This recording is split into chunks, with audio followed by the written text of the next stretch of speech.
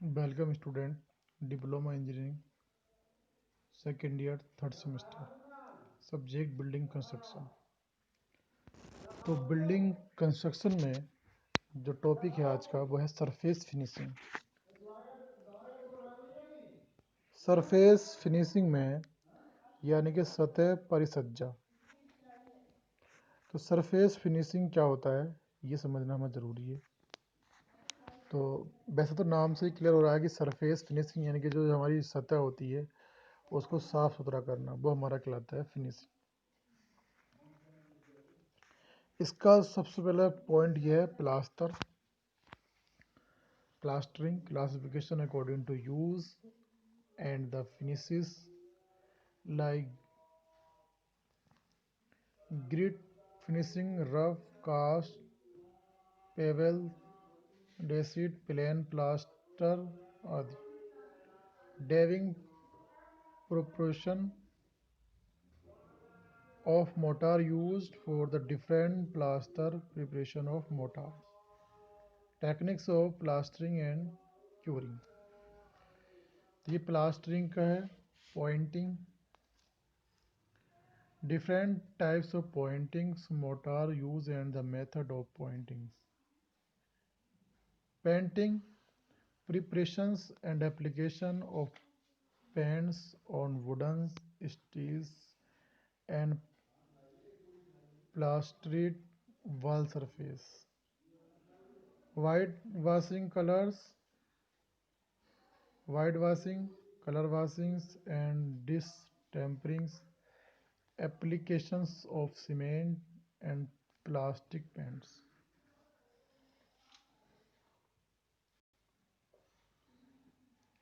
Commonly used waters repellents for exterior surface, their names and application।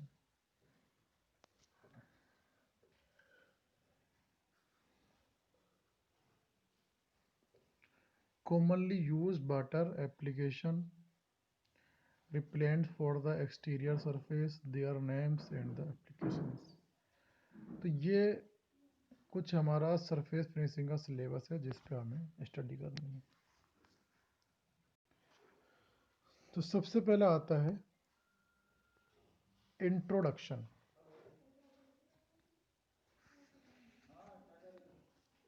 Introduction में आता है सामान्य मेसनरी की जो सरफेस होती है वो बड़ खावड़, असमान और असुंदर लगती है। चिनाई और पर पदार्थ और कारीगर के दोष भी दिखाई देते हैं। जब कोई भी हम बिल्डिंग चिनाई करते हैं तो कहीं ना कहीं उस पर कुछ बड़ खावड़ दिखाई देता है, और वो जो मटेरियल यूज़ होता है उसकी भी एक प्रॉपर्टी और एक जो हमारा कारीगर है उसके भी प्रॉपर्टी दिखाई देती है। अगर अच्छा है तो वो अच्छा माना जाता है, अगर वो ख़राब है तो कहीं ना कहीं किसी कारीगर का।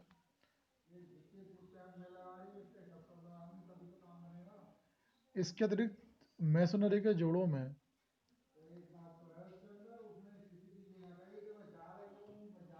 धूल मिट्टी जम जाती है।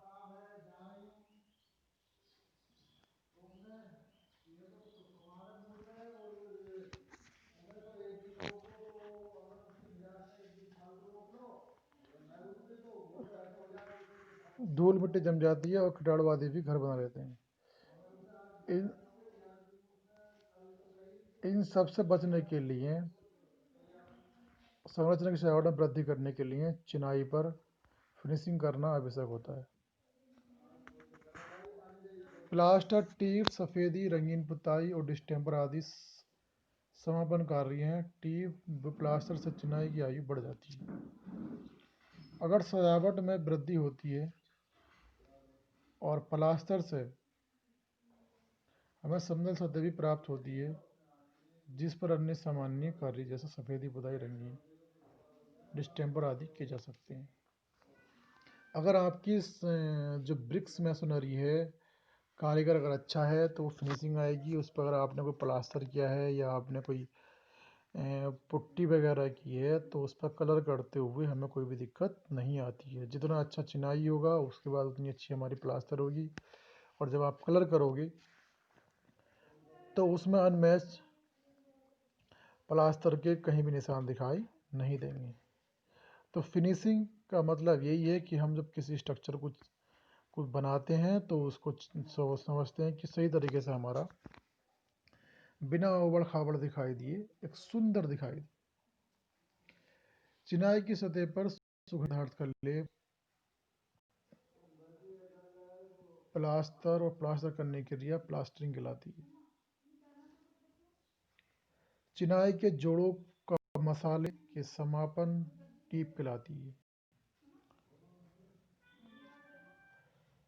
लकड़ी और अन्य धातुओं के कार्यों में भी अच्छी सुंदर फिनिशिंग प्राप्त नहीं होती है। इसकी सुंदर और आकर्षक सतह प्राप्त करने के लिए इन पर पेंट और बर्निश की जाती है। ये तो आप जानते हैं, अगर लकड़ी है, देखते हैं आप किसी फर्नीचर हॉल में जाएं तो वो वहाँ पे लकड़ी कहता था अभी शीशम की है, आम की है, उस बहुत सारे पेंट कर देता है। पेंट करने से क्या होता है कि उसकी हमें असली इमेज नहीं मालूम हो पाती और वो इंसान को जो है एक भ्रम में डालकर अपना सामान बेच देता है।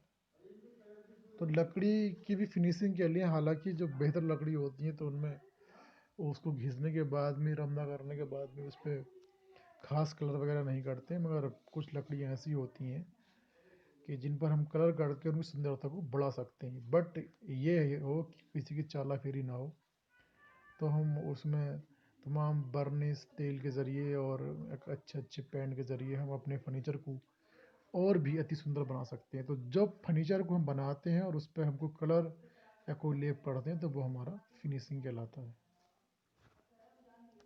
तो इस इंट्रोडक्शन में इतना ही था कि जब हम चिनाई करते हैं तो बड़खावड़ एरिया रहते हैं, उनको सबको हमें समतल इकसार करने की क्रिया को, प्रोसेस को ही हम फिनिशिंग कहते हैं, सरफेस।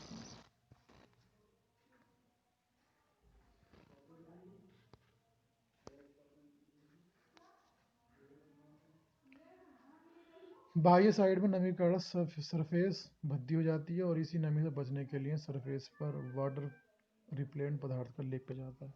अभी बता रहे हैं कि अगर जब जो सबसे बाहर की सरफेस होती है, क्योंकि उस पर बाहरी सरफेस पर टेम्परेचर भी इफेक्ट डालता है। गर्मी के दिनों में कितनी गर्मी होती है, टेम्परेचर, फिर बरसात के दिनों में पानी और जाड़ के समय में कोहरा। तो बहुत तरीके के हमारे एक्सटर्नल सरफेस पर एटमॉस्फेयर की इफेक्ट के कारण बहुत सारी जो कलर होती है हमारी वो भद्दी पड़ जाती है और हमें इस नमी से, ये भद्देपन से बचने के लिए वाटर रिपेलेंट मटेरियल्स का यूज़ करना चाहिए। तो लिखा है ना, बाह्य साइड में नमी के कारण सतह भद्दी हो जाती है। इस नमी से बचने के लिए सतह पर वाटर रिपेलेंट पदार्थों का लेप किया जाता है। पर्पस ऑफ प्लास्टर, प्लास्टर के उद्देश्य, पर्पस ऑफ प्लास्टरिंग। प्लास्टर मुख्य उद्देश्य निम्न: प्लास्टर से दीवार की सतह समतल, यूनिफॉर्म, साफ और चिकनी हो जाती है, जिससे बिल्डिंग की सजावट में वृद्धि होती है। प्लास्टर से दीवार की सरफेस यूनिफॉर्म, साफ और चिकनी हो जाती है, जिससे बिल्डिंग की सजावट में वृद्धि होती है। नंबर 2, बाहरी प्राकृतिक तत्वों का प्रभाव सीधे चिनाई पर न पड़कर प्लास्टर पर पड़ता है। प्लास्टर के टूटने से उसे पुनः इस प्रकार चिनाई की प्राकृतिक तत्वों से सुरक्षा हो जाती है। इस प्रकार प्लास्टिक चिनाई को सुरक्षा प्रदान करता है, जिससे प्लास्टर में टिकाऊपन बढ़ जाता है। बाहरी एटमॉस्फेरिक इफेक्ट्स से सीधा चिनाई पर प्रभाव न पड़े, प्लास्टर के टूटने पर उसे पुनः किया जा सकता है। इस प्रकार चिनाई की प्राकृतिक तत्वों से सुरक्षा हो जाती है और प्लास्टर चिनाई की सुरक्षा प्रदान करता है, जिससे चिनाई का टिकाऊपन बढ़ जाता है। अगर किसी भी हमने दीवार को डिजाइन किया है और चिनाई कर रखी है,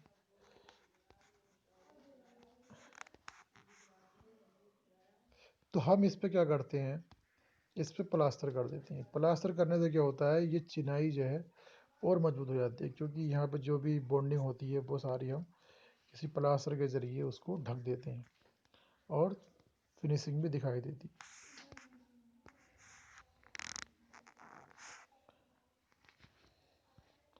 तो प्लास्टर से चिनाई के दोष छुप जाते हैं और प्लास्टर से सस्ते और कमज़ोर किस्म के पदार्थ भी छुप जाते हैं।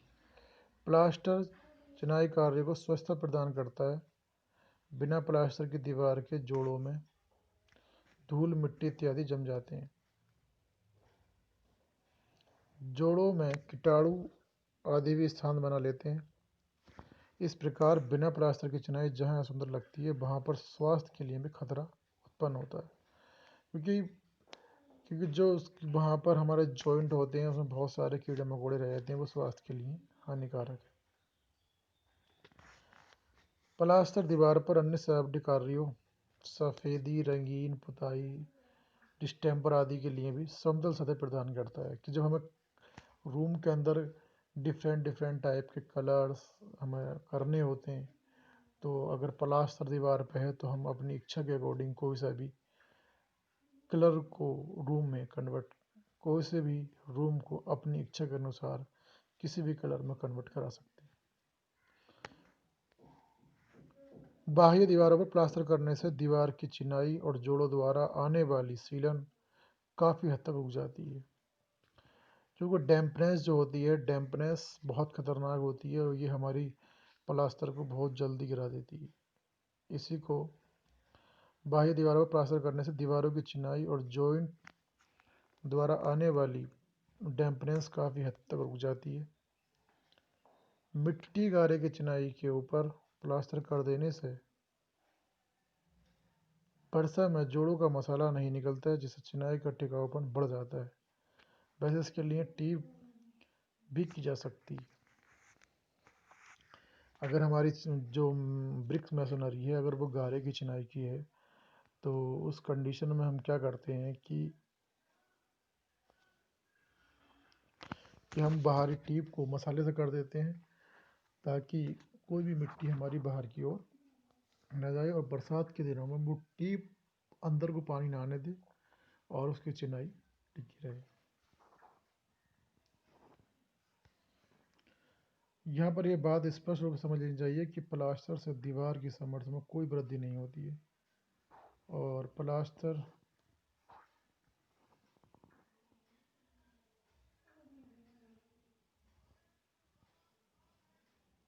सामर्थ्य में वृद्धि नहीं होती। प्लास्टर एक प्रकार की चिनाई का कवर है जो चिनाई की बाहरी तत्वों व मौसम के प्रभावों से रक्षा करता है।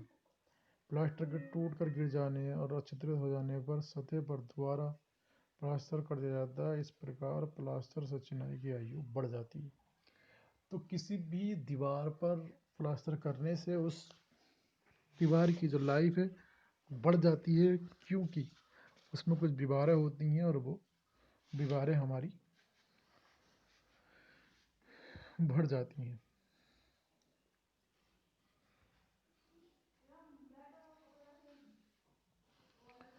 अच्छे plaster qualities of good plaster.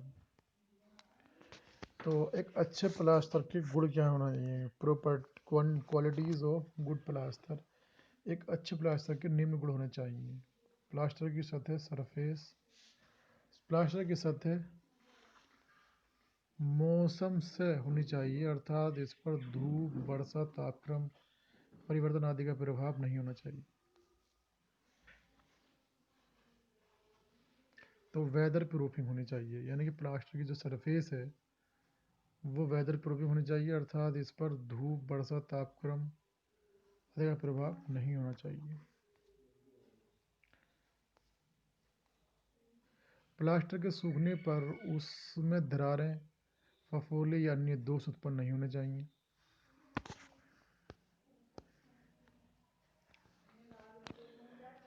Plaster की हुई सतह साफ, समतल और दृढ़ प्रतीत होनी चाहिए। प्लास्टर सतह से दृढ़तापूर्वक चिपकना चाहिए। प्लास्टर धूप-निरोधी और आग-निरोधी होना चाहिए और प्लास्टर की लागत कम होनी चाहिए। सामान्य वस्तु टकराने से यह क्षतिग्रस्त नहीं होना चाहिए। तो प्लास्टर हमारा ऐसा होना चाहिए कि जो दीवार से सही तरीके से चिपका हुआ हो, ताकि वो अगर छुटा हुआ होगा तो उसकी स्ट्रेंथ कम हो जाएगी। और ज़्यादा लागत भी नहीं होनी चाहिए, ज़्यादा लागत होने से और खर्चा बढ़ जाएगा। इसलिए प्लास्टर जब भी हम करें तो ये इकोनॉमिकल होना चाहिए और प्लास्टर की सतह साफ और दृढ़ प्रतीत होनी चाहिए।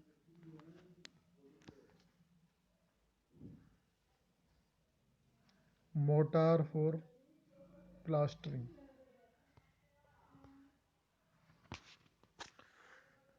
प्लास्टर का मसाला।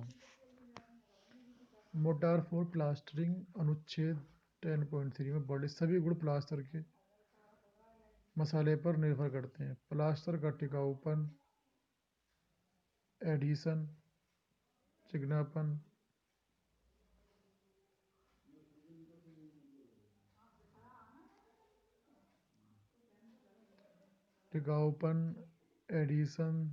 चिकनापन, रंग एवं फिनिश आदि मसाले में यूज किए गए पदार्थ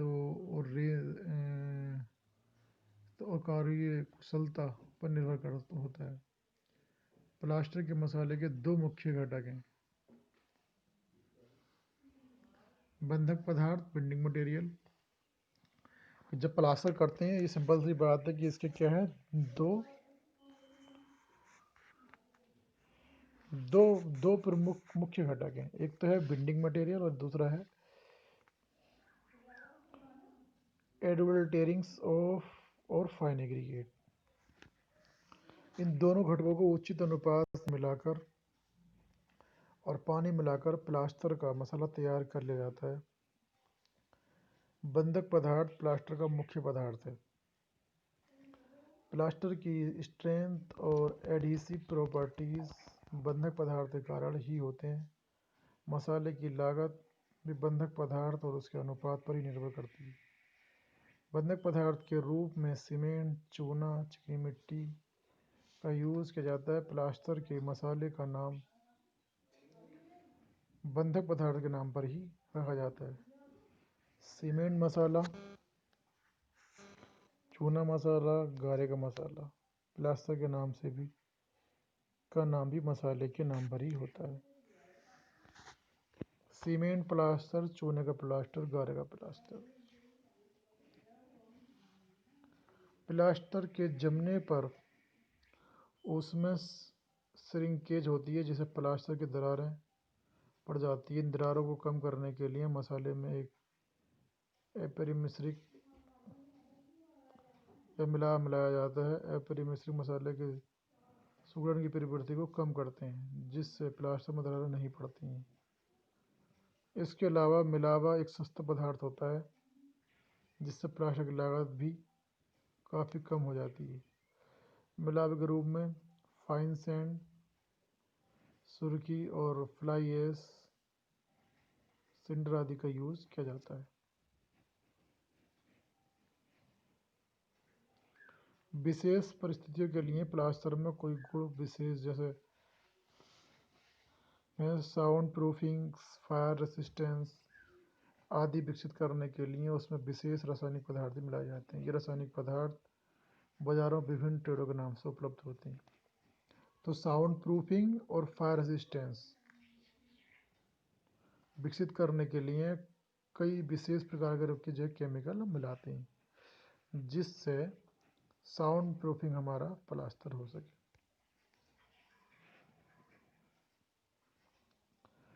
प्लास्टर का वर्ग, क्लासिफिकेशन ऑफ प्लास्टर। तो अब कितने टाइप का प्लास्टर होता है? नंबर 1 आता है हमारा cement plaster, lime plaster, cement lime plaster और मड प्लास्टर। मड मीन्स गारे का प्लास्टर, सीमेंट चूना प्लास्टर यानी कि cement lime plaster, lime plaster यानी कि चूना प्लास्टर, सीमेंट प्लास्टर। तो ये कई टाइप के प्लास्टर हैं। अभी हमको सबको हम एक एक प्रकार से पढ़ेंगे। सबसे पहला आता है सीमेंट प्लास्टर, जो सबसे ज़्यादा यूज होता है। सबसे ज़्यादा यूज इस सीमेंट प्लास्टर का ही हम करते हैं। इस प्लास्टर में सीमेंट बिल्डिंग मटेरियल के साथ मिलावे के रूप में सैंड और फ्लाई ऐश का यूज किया जाता है। प्लास्टर के मसाले में सीमेंट और सैंड का रेशियो 1:2 से 1:6 तक हो सकता है। सैंड का रेशियो जितना कम होगा प्लास्टर की समर्थ उतनी ही अधिक होगी। अब जाहिर सी बात है कि आप सीमेंट कम डाल लें, सैंड ज़्यादा डाल लें तो उसकी स्ट्रेंथ कम होगी, और अगर सीमेंट ज़्यादा है और सैंड कम है तो उसकी स्ट्रेंथ ज़्यादा होगी।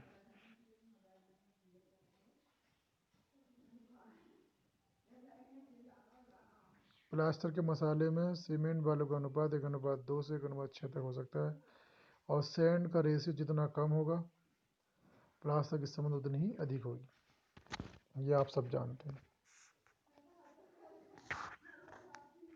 लेकिन उसकी लागत भी उतनी ही अधिक होगी।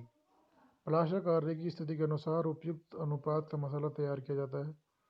दरवाजे और खिड़कियों के जैम और अन्य ऐसे स्थानों पर जहां टूट फूट की अधिक संभावना हो वहां पर 1:2 का प्लास्टर करना चाहिए। सेलिंग के लिए 1:3, दीवार की बाह्य सतह के लिए 1:4 और इंटरनल सरफेस के लिए 1:6 का सीमेंट मसाला तैयार किया जा सकता है। इस प्लास्टर के गुण सर्वश्रेष्ठ होते हैं और बाह्य एक्सटर्नल दीवार सतहों के लिए उपयुक्त है, क्योंकि इसमें मौसम से गुण अच्छे होते हैं।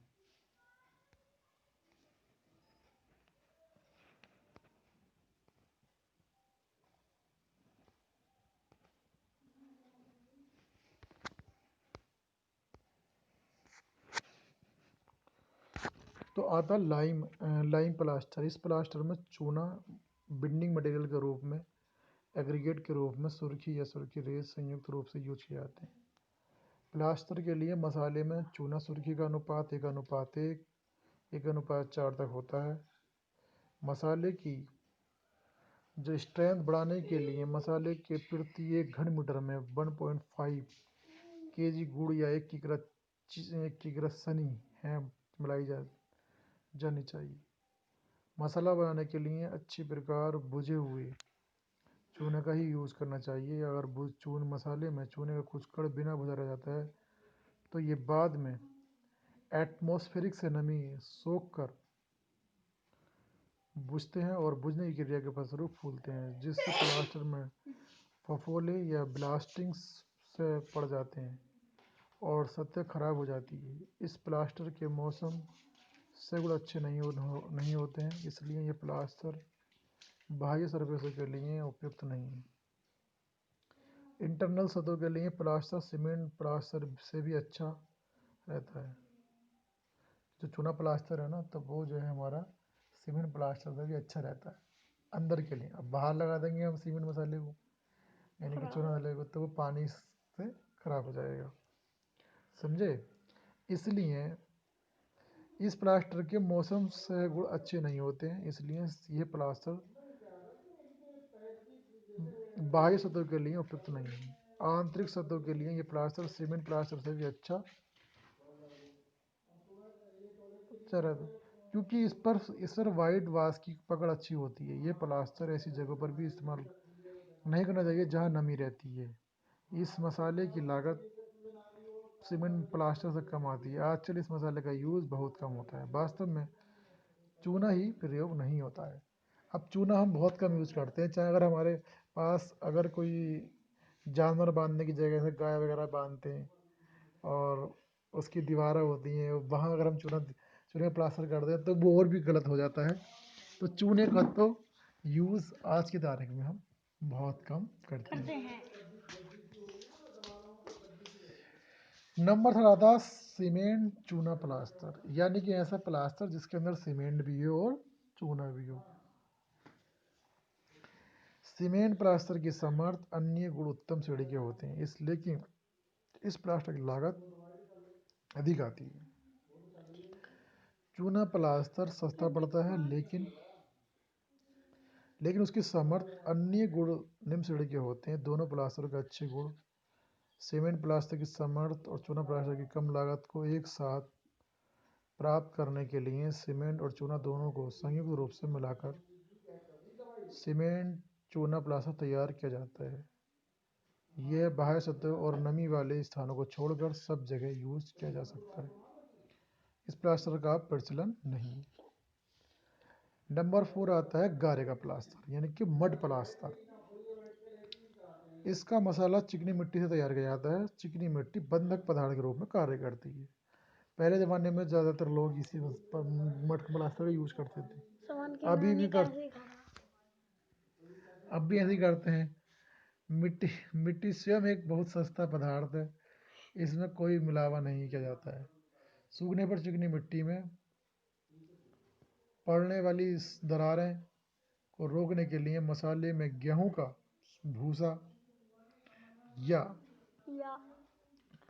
या और कुछ भी मिलाकर घास घूस मिलाकर प्लास्टर ग्रामीण क्षेत्रों में कच्ची चिनाई की लिपाई के लिए ही यूज किया जाता है। और कुछ जगह पर तो जो फर्श होता है मिट्टी का, मतलब मिट्टी की जगह होती है, उस पर भी हम प्लास्टर कर देते हैं।